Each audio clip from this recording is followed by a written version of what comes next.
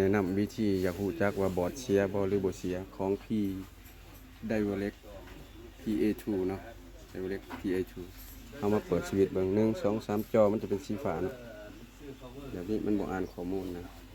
เป็นลักษณะจอสีฟ้าแนวนี้เนาะไปบอร์ดใหม่นี้ประมาณนี้เนาะนี่ก็คือบอร์ดใหม่นะบอร์ดเอามาจากสั่งมาจากโรงงานเนาะตัวนี้ต้องเป็นบอร์ดเราต้องไขทางหน้านี่ออกก่อนเนาะมันจะเปลี่ยนสบายเนาะอันน็อตอันยังออกบ่จังซี่เปลี่ยนได้สบายเนาะหลังจากเราเปลี่ยนบอร์ดใหม่แล้วเราก็มาเปิดตรงเนาะ1 2 3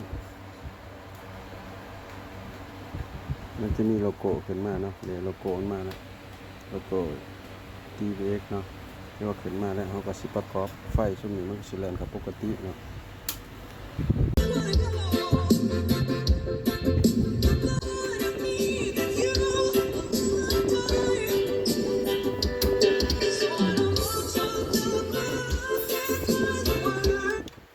หลังจากเราเปลี่ยนบอร์ดใหม่แล้วก็สิประมาณนี้เนาะ